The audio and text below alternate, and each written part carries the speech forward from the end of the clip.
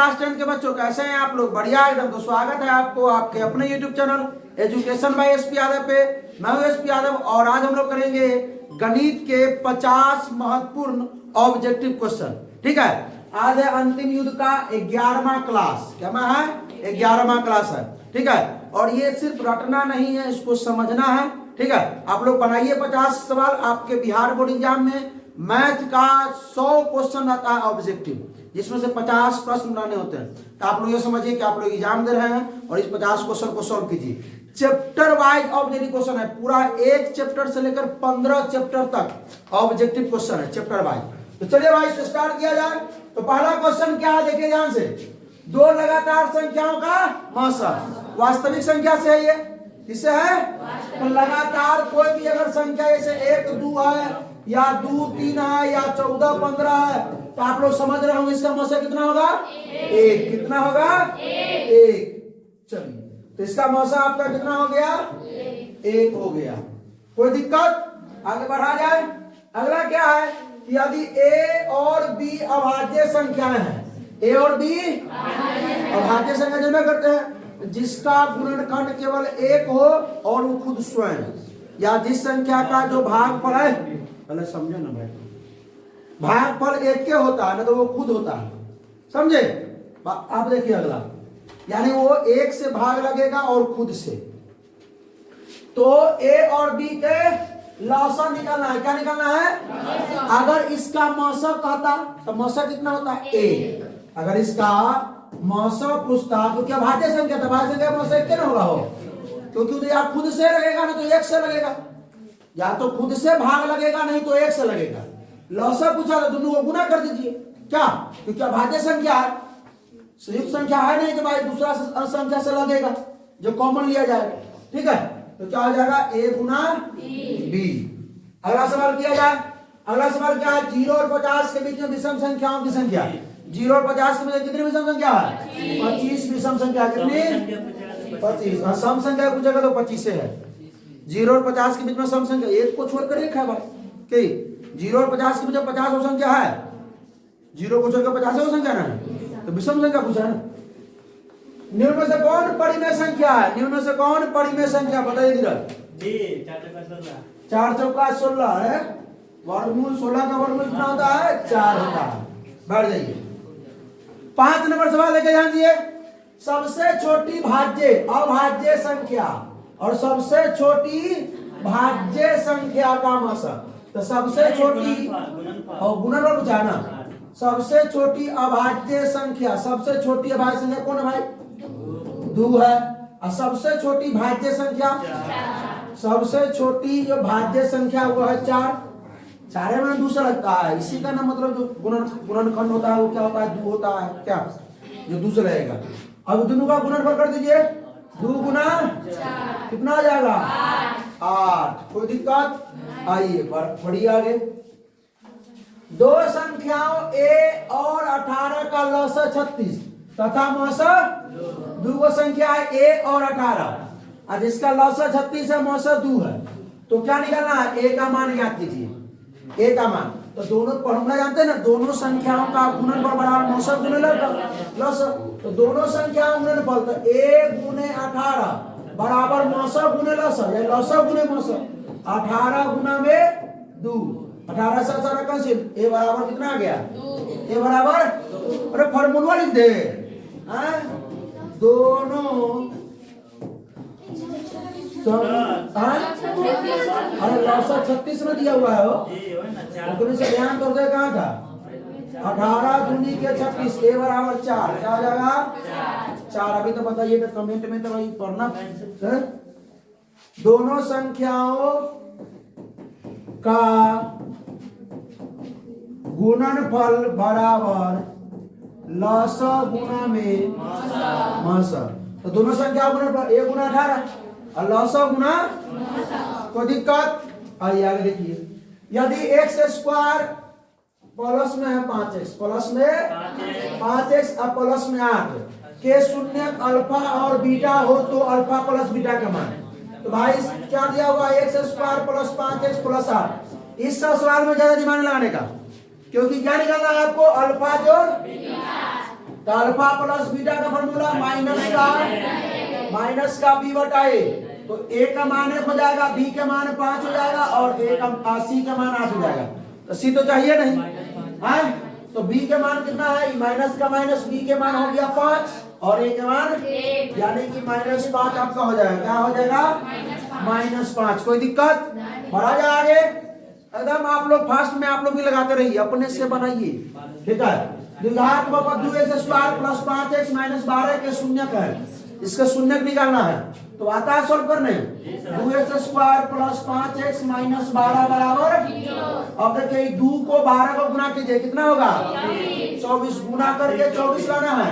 घटाओ बची ना, घटा के 5 लाना है। 8 3 24, 8 में से 3 गया 5। 2x² प्लस का 8x माइनस का 3x माइनस 12 बराबर 0।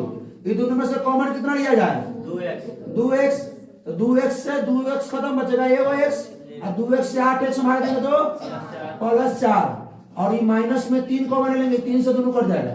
3 से 3 खत्म, माइनस माइनस का प्लस और 3 से 3 खत्म, बचेगा 1 से माइनस प्लस और 3 से 3 जो का कोष्ट। देखिए अब ये एक टर्म हो गया, एक टर्म हो गया।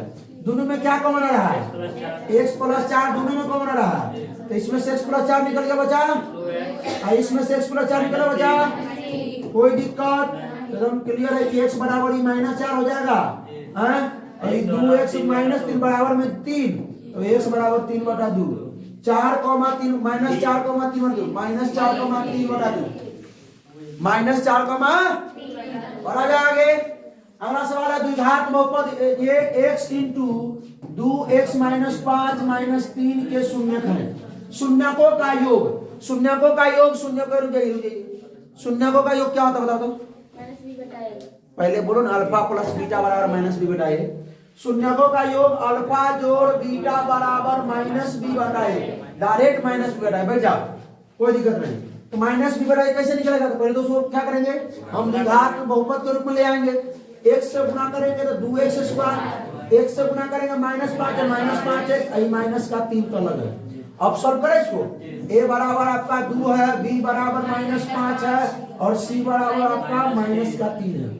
तो क्या अल्फा प्लस मिल जाइए ना, तो ये माइनस का माइनस है, b का मान और ये भी -5 है, बटा में a का मान 2 यानी 5/5। कोई दिक्कत, कोई परेशानी, बढ़ा जा, क्या परेशानी,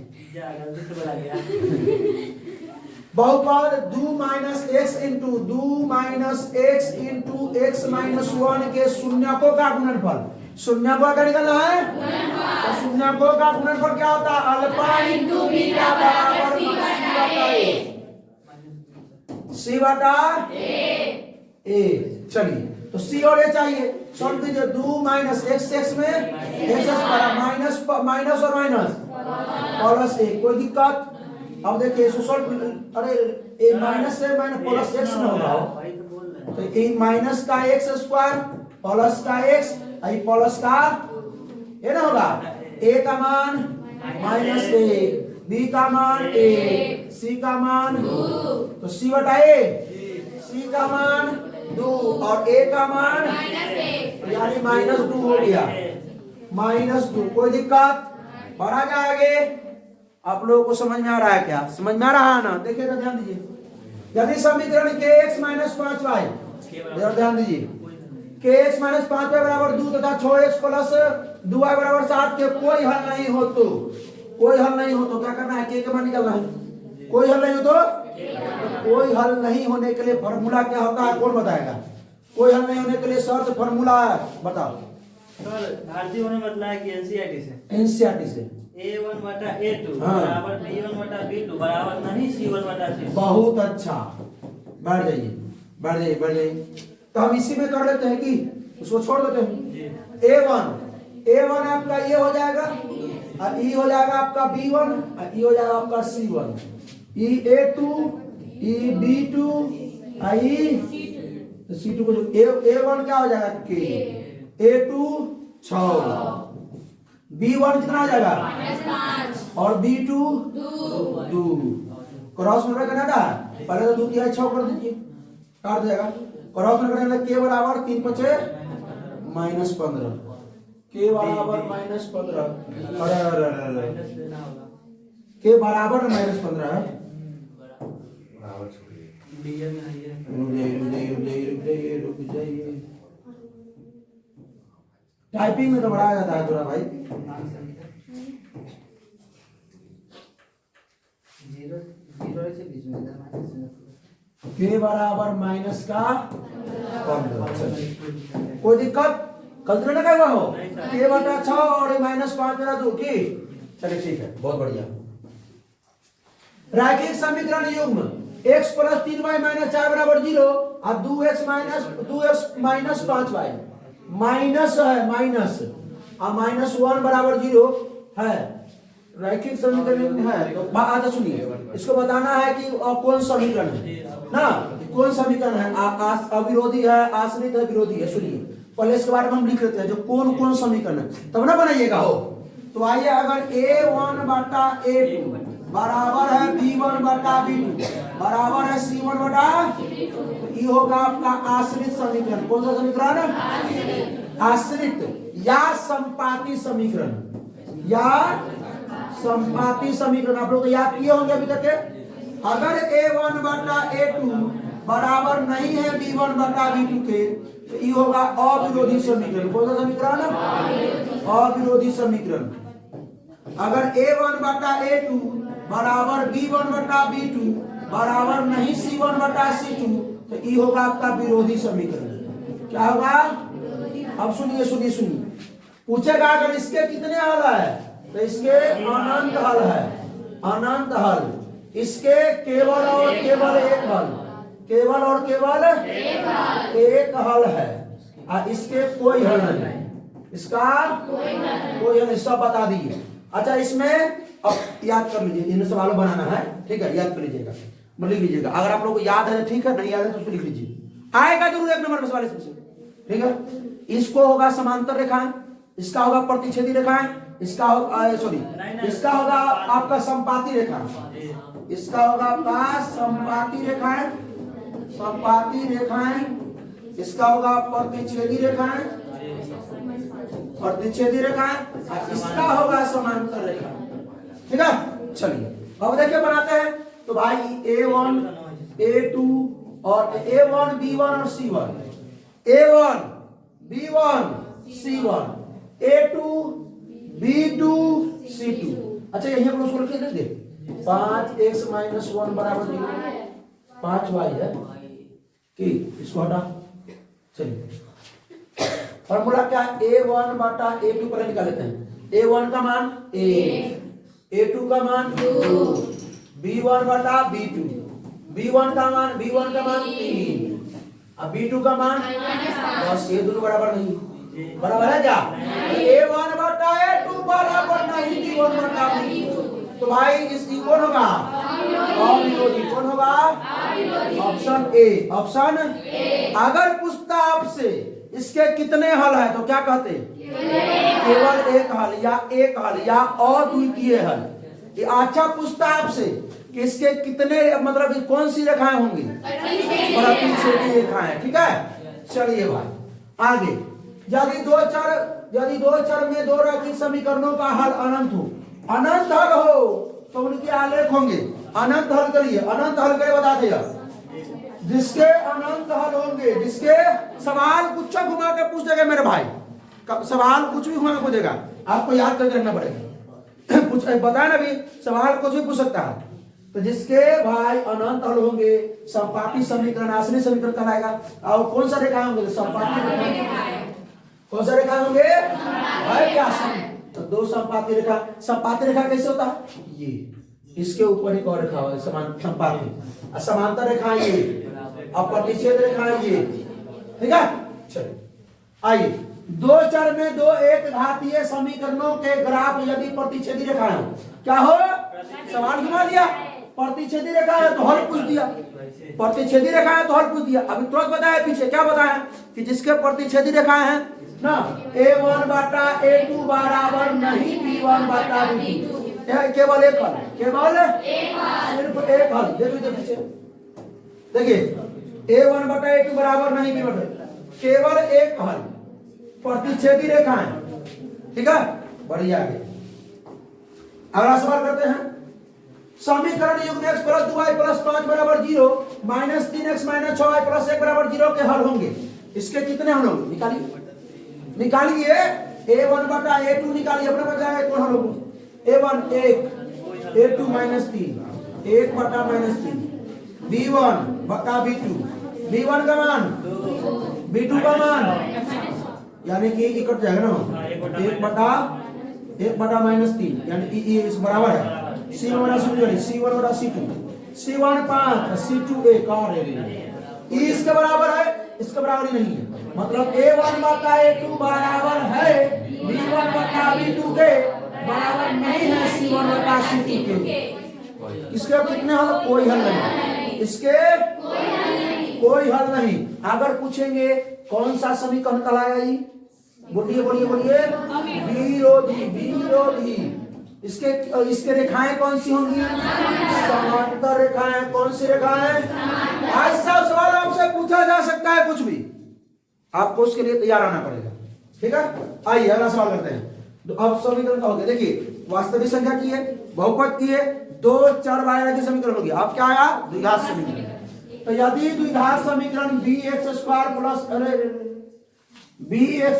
प्लस x प्लस c बराबर 0 के मूल समान हो तो bx स्क्वायर दिया भाई, देखो ध्यान से सवाल में, देखो a की जगह b।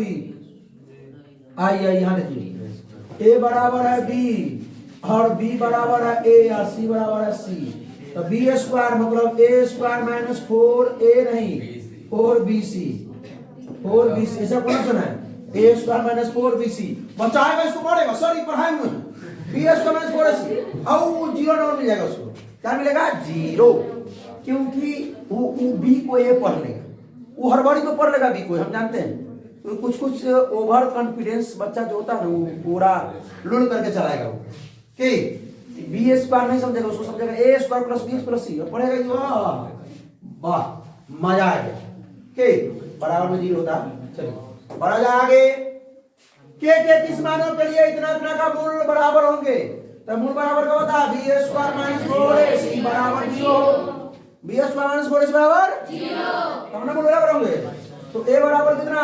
4, b बराबर माइनस के या c बराबर 16, b स्क्वायर मतलब माइनस के का स्क्वायर माइनस 4 गुने 1 का मान c का मान।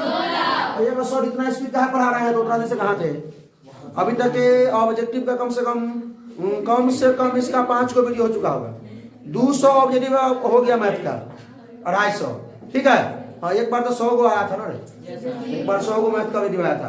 मैथ का हर चैप्टर बाय चैप्टर ऑब्जेक्टिव हो चुका है, हर चैप्टर बाय चैप्टर से वीडियो हो चुका है। ठीक है, हम लोग अंतिम पड़ाव में है एग्जाम।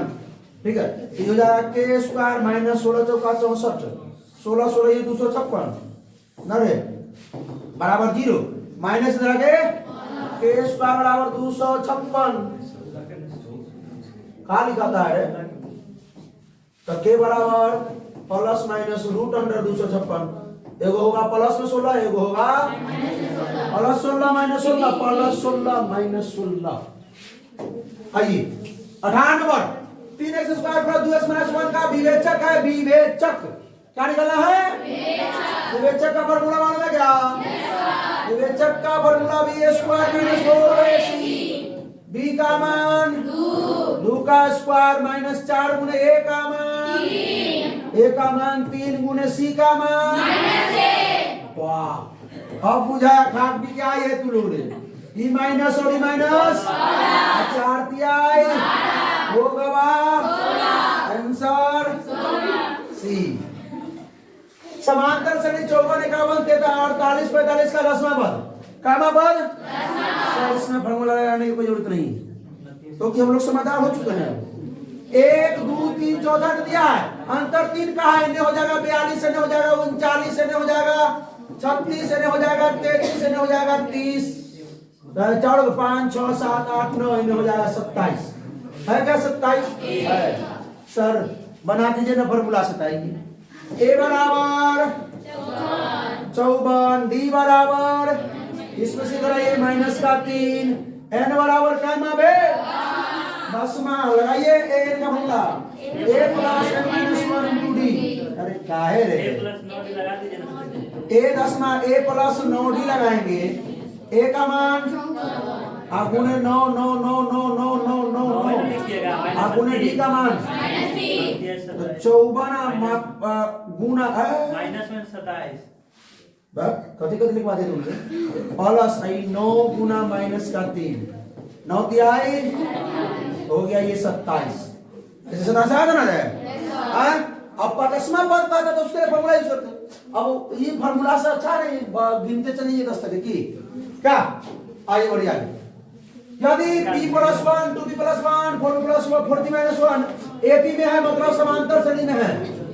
समांतर श्रेणी में है तो p का मान तो समांतर श्रेणी में होने के लिए क्या शर्त होता है कि दूसरा पद माइनस पहला पद बराबर होगा, तीसरा पद माइनस दूसरा पद के बराबर होगा, चौथा पद माइनस अगर ज्यादा स्पीड लग रहा है तो इनटू कम कर दीजिए।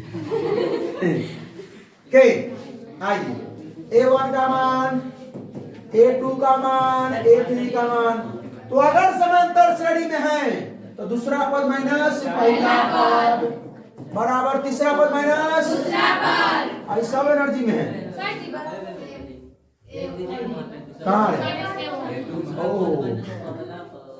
दूसरा पद क्या है 2p + 1 माइनस A1 कितना है p + 1 बहुत बड़ा पोस्ट नहीं देगा यही +1 रखेगा उसको आंसर चिलट जाएगा उसका आंसर चिलट जाएगा। A3 का मान 4p + 1 4p - 1 माइनस A2 का मान 2p + 1 2p मतलब टोपी 2p + 1 आई माइनस p माइनस 1 देखिए माइनस से गुना करना होगा 4p - 1 माइनस का 2p माइनस का 1 ओ रुकिए ये -1 से -1 को हटा दीजिए क्या करे ना छोड़ दीजिए ये भी डरता होगा हमारा से 2p - p अब +1 और -1 पहले रूल हो गया बराबर में है ये 4p 4p - 2p तो 2p न होगा -1 और -1 -2 ऐसा करेंगे p को ले आते हैं -2 को ले आते हैं ये p होने चलेगा -2 ने आगे +2 आई 2p प्लस में आगे माइनस p p बराबर 2 p बराबर 2 p बराबर 2 p बराबर यदि किसी समांतर श्रेणी का छठा और 12वां पद 13 और 25 है इसका मतलब क्या है ये मेरा 2 है 2 है करे कि 1 आएगा जा सही है। हां अरे भगवान वाह तू गलती बना ले कोई पर हम गलती हो जाएगा। देखो आप लोग बनाए हैं इसको बनाइए कह रहा है कि छठा पद कितना है छठा पद 13 12वां पद 25 समझ गए तो छठा मतलब A6 बराबर देखिए 2 नंबर में नहीं है जो पूरा बना है तभी छोटो को बनाइए ए छठा कितना दिया है 13 मतलब ए छठा मतलब रुक अब ए छठा बराबर A + 5d हाँ मालूम है a + 5d बराबर और 12वां पद तो a 12वां कितना रे 25 तो a + का d बराबर समीकरण आइए हो गया समीकरण 2 में से को घटा दीजिए तो e पहले रूल हो जाएगा 11 में से 5d 6 25 में से बढ़ गया तो 2 माइनस का भी ना बचेगा कैसे माइनस हो जाएगा प्लस में आंसर आएगा बे माइनस ना 5d बचेगा -6d पागलेट है तू घटा रहे हैं ना अरे 2 हो गए बराबर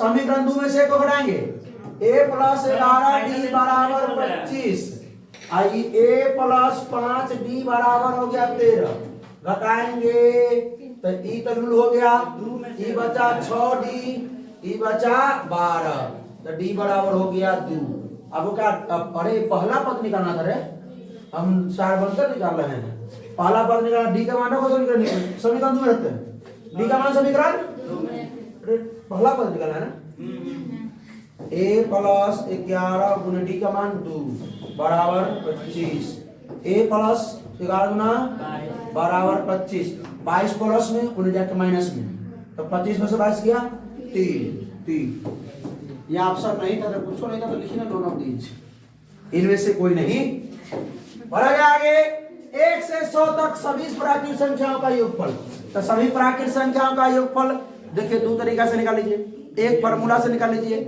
एक समांतर से यूज करके। क्या होता है formula? n into n plus 1 बटा में 2। क्या वो है? 100 हुआ। n का मान 100 प्राकृत संख्याओं का योगफल क्या होता है? n into n plus 1 बटा 2। नहीं तो आपको मन है तो क्या कीजिए, लिखो 1 2 3 4 5 वाला डॉट डॉट प्लस में 100। a बराबर 1 मानो, b बराबर d बराबर 1 और n बराबर 100। लगाओ एन का फॉर्मूला n बटा 2 इंटू में 2a plus n minus 1 into में d। बहुत ज्यादा स्पीड लग रहा है भाई, स्पीड नहीं होना चाहिए।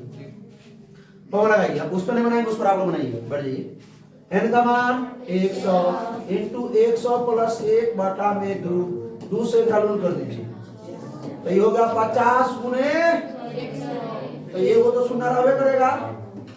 आए 5 एकम 5 0 5 एकम 5 50 150 50 150। कोई दिक्कत? समझ में आ रहा है? बन जाएगा सवाल। इस सवाल बनेगा तो बताओ तो कौन सा पद 88 है? बन जाएगा। a का मान क्या लेंगे? और d का मान क्या लेंगे? और n का मान 88 अंतिम पर 88 n 88 है। n कौन सा पद? कैमा पद? nवा, n नहीं मालूम है तो a n बराबर formula a plus n minus 1 into d।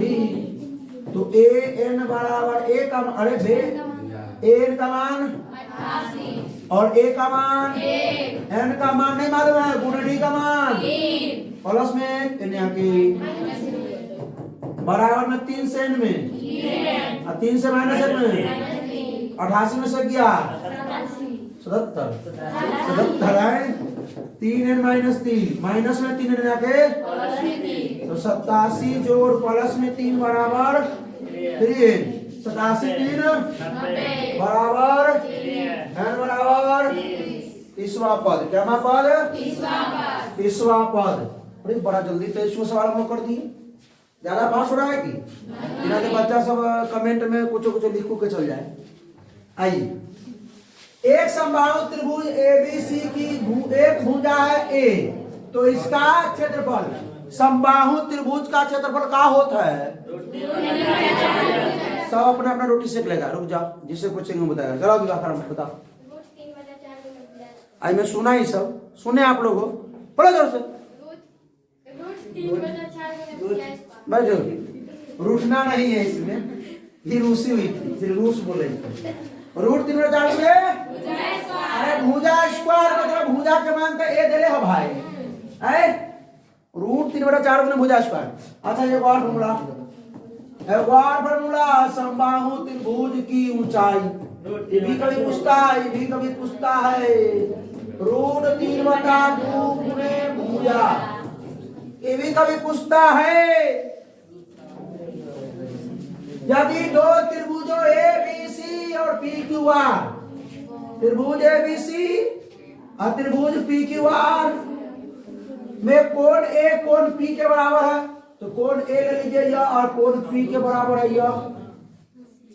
कोण B कोण Q के, तो कोण B इसको मान लीजिए।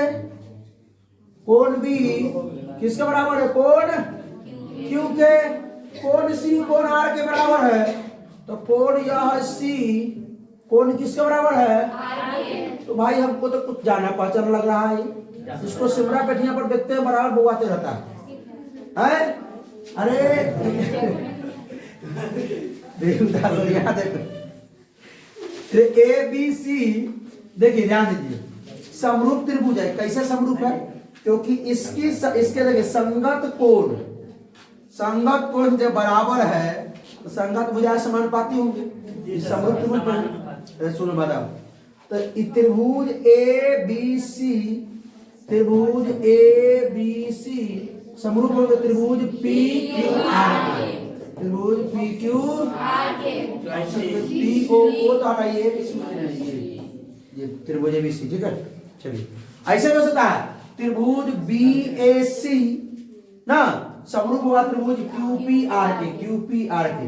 त्रिभुज ए सी बी त्रिभुज TRT के बराबर होगा। यहां से चले त्रिभुज CBA तो C का RQP ना, ध्यान देना इसमें। क्वेश्चन तो एकदम मजेदार है। आइए, त्रिभुज ABC में D समांतर BC यदि AD बटा AB बराबर 2.8/3 ना, नहीं गलत सवाल लिखा गया है। यह है आपका 3/5 है। यदि AC बराबर कितना 5 सेंटीमीटर तो AE बराबर कितना होगा, AE बराबर तो किससे लग रहा है सवाल, हेल्स में। किससे, हेल्स से। तो त्रिभुज ABC में जो D है समांतर किसके, D समांतर BC के। क्वेश्चन है और BC अगर 8 दिया तो D कितना आधा। हाँ तो AD कितना हो 3, DB अब पूरा AC है कितना 6, तो AE चाहिए, ई वाला AE कैसे निकालेंगे धीरज, कैसे निकालेंगे भाई थेल्स बाबा के फॉर्मूला लगाएंगे। देश भाग पूरा कैसे लगाइबो, AD बटा DB बराबर ना तय मालूम है कि दोनों में से कोई मालूम नहीं है। ओ ई नहीं मालूम है ना, तो बाकी पूरा AC दिया हुआ है, निकालने के लिए क्या बोले AE। हाँ। AE बटा AC। अच्छा रुक जा, बैठा एकरा मान लेंगे x, ये क्या हो जाए जब ये पूरा है 5.6 अगर ई x मान लिए तो ये 5.6 माइनस x हो जाएगा। इन्हें आइडिया मालूम था तुमको, और लगाओ ना थेल्स बाबा। अब वैसे तो बन ही जाए। हाँ तो इसी बन जाता AD बटा DB, तू डाटे पढ़ने पर चला गया था, और AE बटा बैठना जाओ रे, बैठो ना। AD का मान 3, DB का मान 5, AE का मान x, EC का मान इन होगा। क्या करे के बाद क्रॉस मल्टीप्लाई आता है करने, 5 से x में बराबर 3 से 5.6 में 3 × 5 = 15, 3 × 18 15 × 16, 3 × 18 15 × 16, 3 × 15 × 16 माइनस में 3x। अब देखो ई माइनस 3x उधर आकर के तो 5x माइनस इधर प्लस में 3x बराबर 16.8, 5 और 3 आई हो जाएगा 16.8। x बराबर 16.8 बटा गुना में 8 के भाग में, तो 8 गुना 16, 8 का मान 2.1, एक से का मान निकालना हो आए 2.1, कोई दिक्कत नहीं, बढ़ा जाएंगे। यदि त्रिभुज ABC समरूप है त्रिभुज PQR के, त्रिभुज ABC समरूप है त्रिभुज, तो कोण A बराबर 47, कोण Q बराबर 73, पहले तो बना लीजिए, पहले बना लीजिए त्रिभुज ABC। अंदर किसी को मत आने देना, बोलना अंदर आएगा तो ठीक है। क्लास से बाहर निकला तो भाई 5 मिनट के लिए आधा घंटा से बेसी हो चुका है लोगों को। त्रिभुज PQ गार्जियन को बोल देते फोन आया कि आज क्लास में सब ऑप्शन है, अबे नहीं किया। चलिए त्रिभुज ABC PQR के समरूप है, तो कोण A बराबर होगा कोण मतलब कोण A संगत कोण होगा कोण P के, तो कोण A कितना बे 47, तो ये भी तो 47 से होगा डिग्री। कोण Q 73, कोण Q 73, तो कोण Q का संगत कोण B, तो क्या होगा 73। तो कोण C, अरे भाई किसको नहीं मालूम रे, तीनों कोनों त्रिभुज के तीनों कोनों का योग 180, तो 47 जोड़ 73 प्लस में x बराबर 180 कर दीजिए, दोनों को जोड़ दीजिए। 7 × 120 प्लस x बराबर 180 प्लस 100 इधर आके माइनस 120, तो x बराबर हो जाएगा 40, 60 डिग्री न होगा क्या डिग्री 27 क्वेश्चन हम लोग कर चुके हैं, बड़ा जल्दी क्वेश्चन हो रहा है। अगर इसका आंसर कौन बताएगा, अरे चुप चल टकलू भाई, तू बता, हम तो टकलू हैं बोलो। आपके केस हो गया वहां था, आपका केस नहीं रहा। हाँ दे सी बोलबे सी आंसर हो सी है सी बी तो बी में क्या है root x square plus y square ये कहीं का सी आंसर होगा x माइनस वाई होता है हैं मूल बिंदु से बीच की दूरी निकालना है इसका हैं एक बिंदु p x y है आइए को मान ले तो कोई भी ना मूल बिंदु 0,0 है तो दोनों के बीच में निकालेंगे क्या होगा x माइनस 0 का स्क्वायर y माइनस 0 का स्क्वायर रूट अंडर में चलो भाई अरे नहीं बढ़ा बढ़ो p का मान p का निर्देशांक दिया है 4,2 q का निर्देशांक 8,6 को मिलाने वाली रेखाखंड के मध्य बिंदु का निर्देशांक मध्य बिंदु का निर्देशांक x बराबर x1 प्लस x2 बटा 2 आप लोग को मालूम होगा ये वाला नहीं मालूम है मालूम होना चाहिए कमेंट कमेंट होना चाहिए एकदम फास्टिंग ठीक है 4 लाख कमेंट होना चाहिए 4 लाख उससे कम हुआ तो फिर त्रिभुज ABC जिसके शीर्ष A B और C A का निर्देशांक -1,0 B का निर्देशांक 5,-2 और C का निर्देशांक 8,2 है तो अरे केंद्र के निर्देशांक त्रिभुज के केंद्र का निर्देशांक कौन कौन बताएगा रे हम बताएंगे सब आगे बैठे x बराबर x1 plus x2 plus x3 बटा 3 और y बराबर पहले x बराबर करते हैं x1 का मान -1 प्लस x2 का मान 5 प्लस x3 का मान 8 बटा में 3 8 5 13 माइनस 1 12 बटा 3 हो गया 4 पहले कोई चाप नहीं है रे 6 बड़ा ठीक कर बताओ ये कैसे सवाल में गड़बड़ा गया है रुक जाओ और ये y बराबर क्या था रुक जाओ y1 plus y2 plus y3 बटा y का मान y1 का मान 0 y2 का मान -2 y3 का मान 2 बटा 0 हो जाएगा 4,0 रे बताइए एडिटिंग यहाँ करना पड़ रहा है कैसे हो गया रे ऑप्शन में कुछ गड़बड़ी हो गया कि हो गया तो चलिए अच्छा ये में कहीं माइनस प्लस में गड़बड़ी हो गया होगा आइए बिंदु -5,4 किस बात में है रुक जाओ खड़ा हो सबसे पीछे कहना रुका कुमारी खड़ा किस बात में है जोर से बोलना आज तृतीय जोर से बोलो अब बगल में खड़ा हो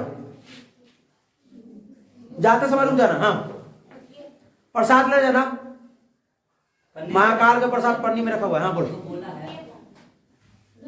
द्वितीय क्या होगा इतना बता चुके हैं इसके बारे में कि जब दुनू प्लस हो तो प्रथम जब पहले माइनस बाद में प्लस तो द्वितीय अगर दुनू माइनस हो तृतीय जब पहले प्लस बाद में माइनस हो चतुर्थ अब आप ये लोग कहा कि सर आप रोटे हुए बच्चों को डरा था सुनिए कहां से ऐसे बताते हैं ये आपका x अक्ष ये आपका y अक्ष कहीं से डिग्री शुरू कहां से होता है कोण यहां से शुरू होना शुरू होता है यहां तक जाता है तो सबसे पहले प्रथम कक्षा ही हो गया ये आपका प्रथम पाद द्वितीय पाद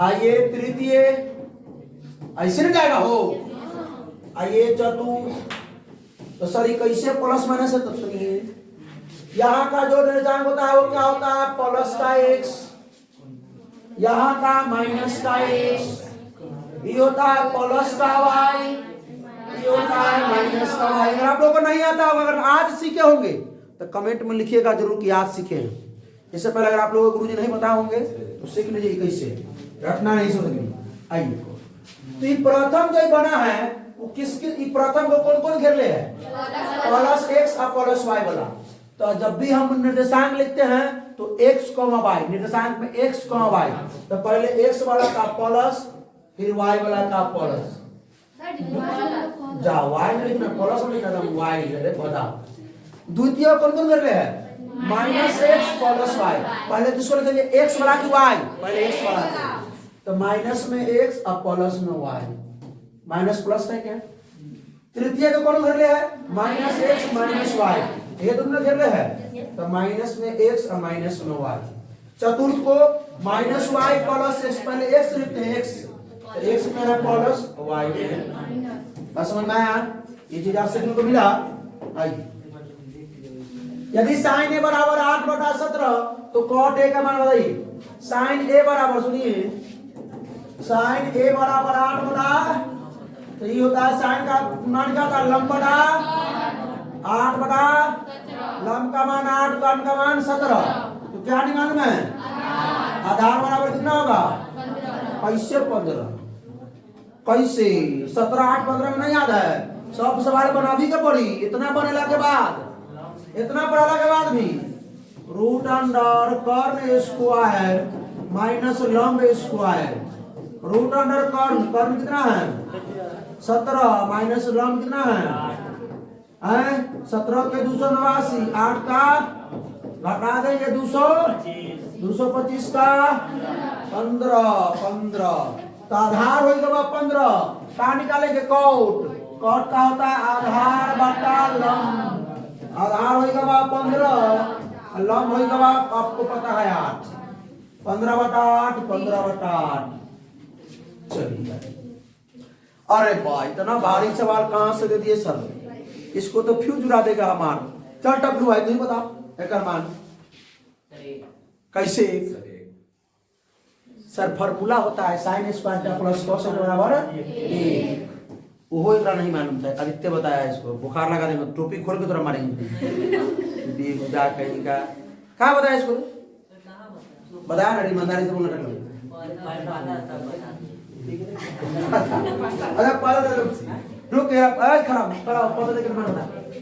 एक बताया सर कितना होगा? डायरेक्ट बता।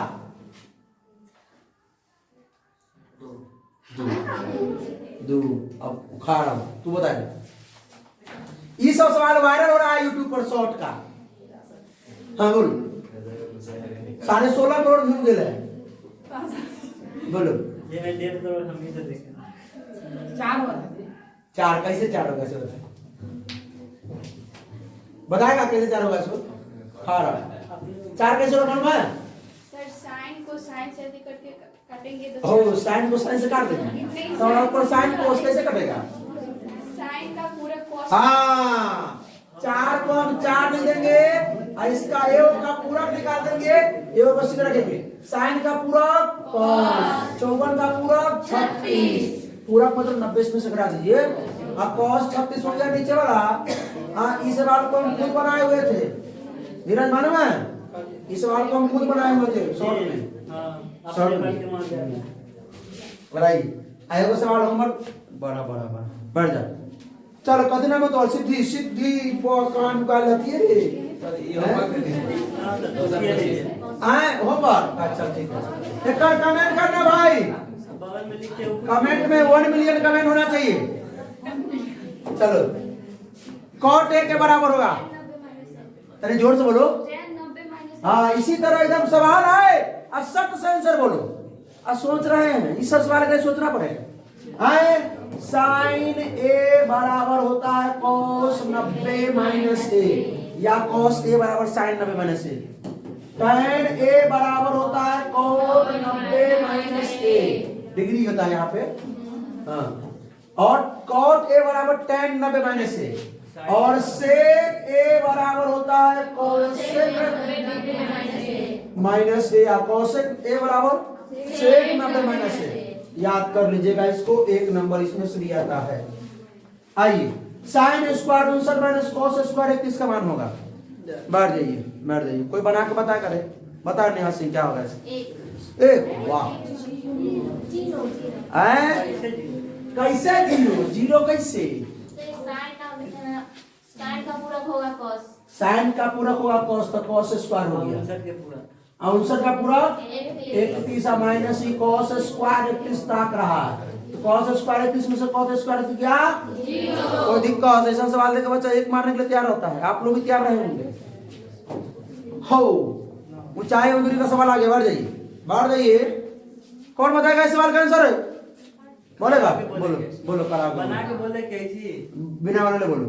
फिर कथी है कि मीनार में इतना 10 मीटर लंबा था 45 से 10 मीटर होगा। हाँ अच्छा रुको, किसी मीनार की ऊंचाई कितना है 10 मीटर और सूर्य ऊपर है, उसका उन्नयन कितना डिग्री है 45 डिग्री है। तो इसके पेड़ मीनार है ना, तो सूरज कितने है, सूरज अन्य है, तो सूरज का छाया ये पर पड़ेगा, इधर वो छाया ये हो जाएगा ई 90 बनता है। तो हमको ई मालूम है, ई नहीं मालूम है, तो tan थीटा बराबर लंब बटा आधार, इसको मान लीजिए ना A B C. tan theta का मान बराबर में 10 बटा में ये 20 ये निकालना है। tan का मान 1 और 10 बटा 20 एकदम ठीक हो गया। BC बराबर 10 मीटर। अगर यहाँ 60 डिग्री होता तो अलग हो जाता। आइए अगला सवाल करते हैं। किसी वृत्त के केंद्र से 13 सेमी स्पर्श रेखा की लंबाई स्पर्श रेखा सुनो कॉमा यहाँ पे किसी, अच्छा इसका आंसर किसका मालूम है, अभी तक याद कर चुका है लोग 13 12 5 की 13 12 5 मार दे 5 बनाइए देते हैं। मतलब भाई लोग को नहीं मालूम होगा तो लोग को तो कमेंट करते हैं कि सर जी डायरेक्ट बताते हैं। ये हो गया वृत्त के केंद्र से जो दूरी है वो कितना सेंटीमीटर 13 सेंटीमीटर और स्पर्श रेखा की लंबाई 12 सेंटीमीटर। तो वृत्त की क्या निकालना है, त्रिज्या। ये होता है वृत्त की त्रिज्या। तो वृत्त पर स्पर्श रेखा जहां बनता है वहां पर 90 डिग्री कोण, तो 90 के सामने कर्ण, आइए मान लीजिए लंब ये आधा या ये लंब ये आधा, तो कर्ण स्क्वायर माइनस क्या हो जाएगा, लंब स्क्वायर बराबर आधार स्क्वायर। तो ये इसके लिए हम इसके स्क्वायर में से इसके स्क्वायर बना देंगे रूट अंडर में। तो 13 का स्क्वायर माइनस 12 का स्क्वायर तो कितना हो जाएगा 25 हो जाएगा। ठीक है, नहीं भाई सब कहेगा कि डायट बना दिए, डायट नहीं सुनिए। यहाँ 90 के सामने एक 90 अगर आया है वो तो समकोण त्रिभुज है। 90 अगर एक कोण हो गया जिसका एक कोण 90 उस समकोण त्रिभुज होता है। क्या होता है, समकोण त्रिभुज के सामने वाला ये होता है कर्ण। अब मान लीजिए लंब तो ये हो जाएगा आधार। तो अगर हमको ये निकालना है चाहे ये निकालना है तो कर्ण स्क्वायर माइनस आधार स्क्वायर या कर्ण स्क्वायर माइनस लंब स्क्वायर, ये ना होता है क्या। चलो अरे नहीं बढ़ रहा आगे, अब बढ़ा। किसी वृत्त के बाह्य बिंदु P से दो स्पर्श रेखाएं PA तथा PB खींची गई है। यदि PA बराबर 4 सेमी तो PB बराबर 4 सेमी, क्योंकि वृत्त के बाह्य बिंदु से वृत्त पर दो स्पर्श रेखाएं खींची जा सकती है और दोनों स्पर्श रेखाओं की लंबाई बराबर होती है। तो नहीं देखिए तनी हमरो तरफ देखिए, हमरो दुकान चलाने दीजिए। कौन वाला दूसरा देखिए सर जी। आइए क्या बोला है कि वृत्त के बाह्य, अब पूछेगा ये भी क्वेश्चन में आता है कि वृत्त के बाह्य बिंदु से वृत्त पर कितनी स्पर्श रेखा की जा सकती है, 2। अब मान लीजिए वृत्त के स्पर्श से परिधि पर से कितने स्पर्श रेखा है, अब वृत्त के अंदर से कितनी, एक भी नहीं 0। तो दो स्पर्श रेखा की जा सकती है लेकिन दोनों बराबर, दोनों जितनी A और B, जितना P है उतना ही तब PA PB बराबर। अरे तू कथी घूम रहा है। आइए, एक रेखा जो वृत्त को दो भिन्न बिंदुओं पर प्रतिच्छेद करती है। एक रेखा दो भिन्न बिंदुओं पर यहाँ प्रतिच्छेद करे, यहाँ करे, यहाँ करे, यहाँ करे, तो क्या कहलाता है, जीवा। क्या कहलाता है, जीवा। अगर सुनिए हिन्ने बात, एक बात सुनिए, देखो ध्यान दीजिए। अगर केंद्र से होता, क्या होता, तो इसको कहते व्यास। क्या कहते, क्या कहते, कोई दिक्कत नहीं। अब कहता, अब बोला है क्या स्पर्श रेखा, तो सर दो भिन्न बिंदुओं को प्रतिच्छेद करेगा। तो दो बिंदुओं को तो मान लीजिए स्पर्श रेखा जाकर देखते हो बिंदुओं का छेद प्रतिच्छेद करेगा। स्पर्श रेखा मतलब एक ही बिंदु पर करेगा। ठीक है, हाँ याद रखिएगा। तो ये नहीं होगा, ए बी ऑप्शन देख रहे हो। इतना सवाल में ए बी नहीं आया मतलब दोनों नहीं आया, तो दोनों जरूर होगा इसमें। हाँ, बच्चा लोग दिमाग पर का एक्स्ट्रा लगाता है नहीं। 38.5 सेमी क्षेत्रफल वाले वृत्त का त्रिज्या बताइए। तो भाई एक वृत्त का क्षेत्रफल कितना है? 38.5 सेंटीमीटर स्क्वायर। वृत्त की क्या निकालना है? तो वृत्त के क्षेत्रफल से बराबर करें त्रिज्या निकल जाएगा। निकाले। आइए वृत्त का आप लोग अपने से सवाल कम से बना दीजिए, अगर बन गया तो ठीक है, नहीं बना तो देख लीजिएगा हमारा वाला सोल्यूशन, लेकिन पहले अपने से बनाइए। वृत्त का क्षेत्रफल पाई के मान आर के मान 3.5 है नहीं। अरे भाई क्षेत्रफल दे ले हो, ये कहा दिया है क्षेत्रफल। अरे कथी कथी कितना है रे? आर के मान आपको नहीं है, क्षेत्रफल है। तो क्षेत्रफल 38.5 ठीक है। अब पाई के मान 22.7 गुने आर स्क्वायर। अब एक ले आइए, इन्हें ऐसा करें, ये 38.5 है, ये भाग में 7 है, ने गुना में 7, ये भाग में 22 है, ये गुना में 22 है, ने भाग में 22 बराबर में आर स्क्वायर। अब क्या करेंगे बा? एगो का है 11 दूना 22, 11 तिहाई 3.5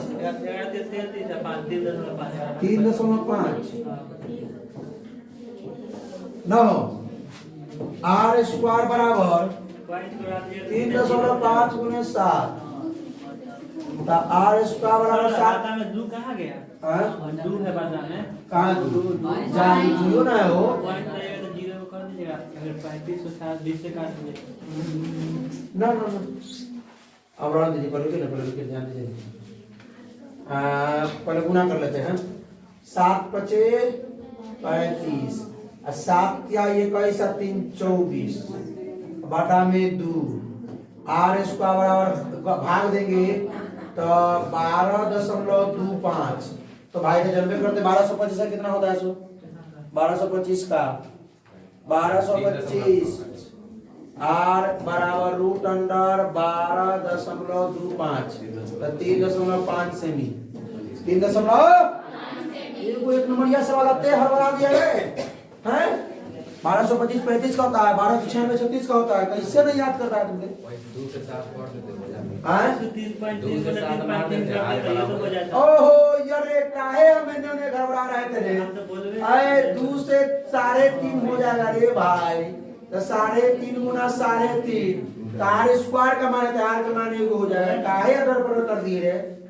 अच्छा कोई दिक्कत नहीं, हमारा वो आइडिया वहां तक नहीं पहुंचा था, लेकिन आप लोग का आइडिया वहां तक जरूर पहुंचा होगा। हमारा जियो है, हाँ जियो है।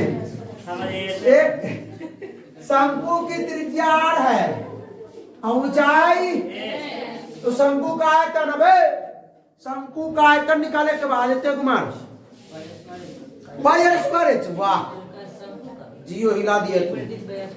1/3 पाई आर, वहां जाके इसी पाई आर स्क्वायर मारी है के मार का बकलोइया उड़ा देंगे। खा रहा तो अपनी से किसी गोले का वक्र क्षेत्रफल 616 सेंटीमीटर स्क्वायर है, तो उसकी त्रिज्या होगी। कौन कौन बना सकता है सवाल को? बना लेगा? गोला का दिया है तो गोला का वक्र क्षेत्रफल 4 पाई आर स्क्वायर और दिले है 616 दिले 616 4 पाई के मान 22/7 आर स्क्वायर। अब 616 में 616 लिखिए, 7 भाग में ने गुना में 4 गुने 22, तो इन्हें 4 गुने 22 गुना में है के, अरे 4 गुने 22 गुना में बनेगा के कटेगा। 4 से पहले काटिए, 4 एकम 4 2 बच गया, 4 पंचे 20 1 4 चौका 16 156 154। अब 22 सत्ते से कौन करे? 22 सत्ते तो 7 गुने 7 7 गुने 7 आर स्क्वायर बराबर, तो आर बराबर 7, आर बराबर 7 सेंटीमीटर, आर बराबर 7 सेंटीमीटर बना लीजिएगा आप लोग। आइए 45 नंबर सवाल लेते हैं। एक शंकु का आयतन कितना है? Centimetre cube. और यदि इसके आधार का क्षेत्रफल 314 सेंटीमीटर स्क्वायर है, तो उसकी ऊंचाई, शंकु की ऊंचाई, शंकु का आयतन का फॉर्मूला क्या होता है? 1/3 पाई आर स्क्वायर। आर चाहिए ना एच निकालने के लिए, आयतन दिया हुआ है, आर चाहिए, तो आर कैसे निकलेगा? एक उपाय है, क्या दिया? आधार का क्षेत्रफल। शंकु का आधार कैसा होता है? वृत्ताकार। बैठो हमारे हैं, शंकु का आधार कैसा होता है? वृत्ताकार। तो वृत्त का सूत्र निकालेंगे। पहले वृत्त का क्षेत्रफल पाई आर स्क्वायर कितना है? 314 सेंटीमीटर स्क्वायर। पाई का मान भाई 16 आर स्क्वायर ये ना हो। अरे भाई का है परेशान है, का है हमको परेशान कर रहे हो? पाई आर स्क्वायर, पाई गुना में भाग में 314 बटा में पाई बराबर आर स्क्वायर। तनी रुक जाइए, आर स्क्वायर के मान रहने दीजिए, क्योंकि अब लगाएंगे हम शंकु का आयतन। अब दिमाग अगर आप लोगों के पास नहीं होगा तो इतना छेड़छाड़ कीजिएगा, इसको मान निकाल दीजिए। इसको पाई का मान रख के दशमलव से अब आर का मान निकाल तो फिर वर्गमूल कीजिएगा। काहे वर्गमूल कीजिएगा? रुक जाइए। शंकु का आयतन बराबर 1/3 पाई आर स्क्वायर। देखिए आर स्क्वायर यही आ रहा है, तो ये आर स्क्वायर का मान वहां चिपका देंगे। आयतन का मान कितना? 1570। 1/3 पाई से पाई रहने दीजिए। आर स्क्वायर का मान देखिए 314 बटा पाई है, गुना में पाई से पाई लूट होगा। अभी 3 गुना भाग में है, गुना में होगा। 1570 गुना में 3 और 314 ने गुना में आके और पहर आता है 5 बजे पढ़िए। 314 पचे 1570 पांतियाई एच बराबर ठीक है ना हो? जी सर।